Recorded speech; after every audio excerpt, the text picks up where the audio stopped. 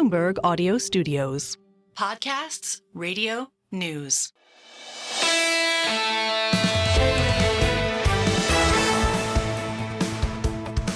Single best idea, and when the news changes, we change. Yesterday we were with David Gura in Rio, and it was a G20 meeting, and the muckety-mucks get together and all that, and it's a time for, we played Barry Manilow, Lola, and Copacabana and all that, and there's some lightness, a Caparina, and where's David going to dinner? And then just like that, it changes into deadly serious news. A Link-Temco vote, Lockheed Martin missile that goes at Mach 3. That's the headline. This thing moves as fast as anything out there. 100 or whatever miles into Russian territory.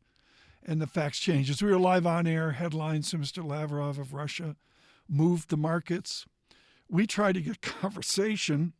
Previously scheduled Geoffrey Yu from BNY. And Geoffrey Yu, of course, talking about finance and investment. We asked Geoffrey Yu, do you have to look at geopolitics? You can never ignore geopolitics. So it's your fiduciary responsibility to have those fundamental allocations, that premium within your asset allocation, full stop. So that I think is the case in terms of why, despite the lack of a fiscal argument in the US, we still see international investors being overweight US treasuries, or at least if I look at duration, the 10-year plus, based on our custodial data, there hasn't been that much selling over the last few weeks or so.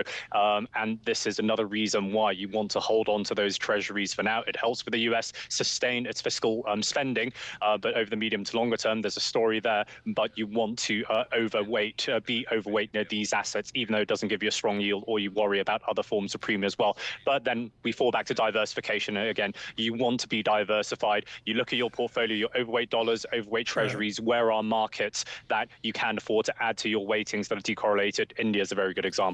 And those are the other correlations we're looking at too. Geoffrey Yu, BNY.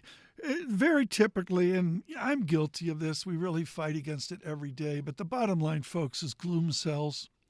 Somebody worried and they're angst and they're wringing their hands.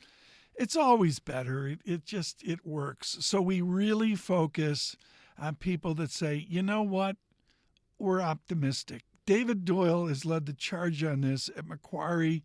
His notes, very, very constructive, even if maybe it's getting along in the tooth here. 3% real GDP, 5% nominal GDP. Here is David Doyle of Macquarie, his optimism on the American consumer. From what we've looked at when it comes to wage gains, it's been broad-based. So when you look at wages as being the driver of consumption, that broad-based wage gains, we think, is propelling things across the spectrum of income earners. Now, you may see some disproportionate gains from higher income earners due to the wealth effect from the strength in equity markets.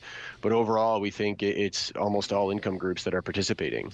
David Doyle at Macquarie. Really, thanks to our team. We had to blow up the show today. The interns got together with Eric and really put together a terrific effort. David Gura, of course, in Rio on short notice. Tina Fordham was with us, Fordham Global Insight. Look for that out on Bloomberg Digital. She was absolutely lights out on the optionality that Mr. Putin faces. And a special thanks to Bloomberg's Mark Champion. Mark Champion was the editor of the Moscow Times in the middle 1990s. He has encyclopedic knowledge east of the Eastern Front, and we really thank Mark Champion for joining as well. On your commute, look for us 99.1 FM in Washington, up the corridor, Bloomberg 1130 in New York, and of course 92.9 FM in Boston, across the nation, among others, on Apple CarPlay and SiriusXM. In your office, subscribe to Bloomberg Podcasts out on YouTube. On YouTube Podcasts, this is Single Best Idea.